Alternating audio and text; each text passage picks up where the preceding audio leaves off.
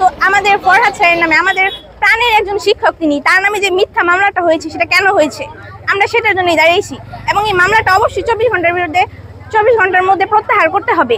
আমরা তাকে ছোট থেকে জেনে আসছি তিনি কখনো এই ধরনের কাজ করতে পারেনি না, সেহেতু তিনি আমাদের মাঝে শিক্ষার একটা প্রচার করে যে দায়িত্বটা পালন করেছেন, আমাদের অবশ্যই দায়িত্ব যে এই এত একটা কঠিন সময়ে তার পাশে আমাদেরকে দাঁড়ানোটা এটা আমাদের দায়িত্ব এবং এটা আমরা করব, এটা আমরা অবশ্যই পালন করব।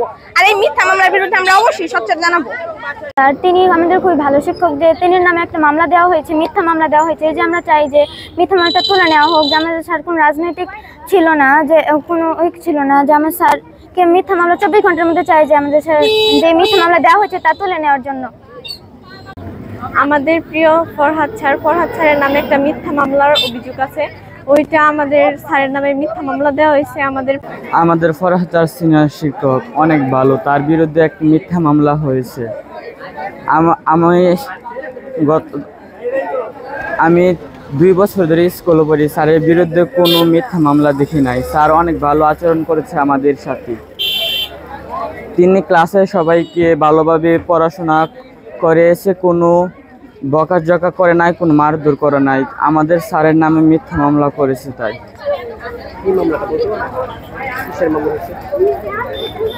এটা আমি জানি না।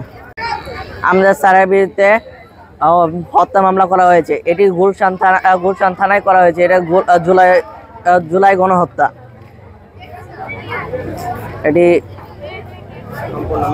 এটি সম্পূর্ণ মিথ্যা একটি মামলা। এর বিরুদ্ধে আমরা নিন্দা জানাচ্ছি। প্রশাসনকে আমরা বলতে চাই যে এই মামলাটি উঠে নেওয়া হোক। উচ্চ বিদ্যালয় থেকে পরীক্ষা দিয়েছি, এসএসসি পরীক্ষা দিয়েছি। আমাদের প্রিয় স্যার ফরহাদ স্যার, উনি একদম সাধারণ মানুষ, কখনো ওনাকে কোনো রাজনীতি বিষয়ক কোনো কিছুর মধ্যে আমরা কখনো দেখিনি। রাজনীতির সাথে তার কোনো সম্পর্ক নেই, তিনি আসলে মধ্যে সম্পৃক্ত নেই। তাকে কেন মিথ্যা মামলায় জড়ানো হয়েছে? আমরা 24 ঘন্টার ভিতরে এটার বিচার চাই এবং এই মামলাটা যেন 24 ঘন্টার ভিতরে উঠে নেওয়া হয়, এটাই আমাদের দাবি। রাজনৈতিক মামলা দেওয়া হয়েছে। তিনি কি কোনো রাজনৈতিক দলের সাথে সম্পৃক্ত ছিল না?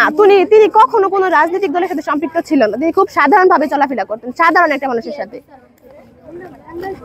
স্যারের নামে মিথ্যা মামলা দেওয়া হয়েছে ফরহাদ স্যারের নামে, তাই আমরা এই মিথ্যা মামলার প্রত্যাহারের জন্য মানববন্ধন দাঁড়িয়েছি। আমাদের স্যার কোনো রাজনীতির সাথে জড়িত ছিল না, তাই তাকে মিথ্যা মামলা দেওয়া হয়েছে। কেন সেই মিথ্যা মামলা দেওয়া হলো আমরা জবাব চাই। আপনারা দেখছেন দৈনিক কর্ণকণ্ঠ, সবার কথা বলে।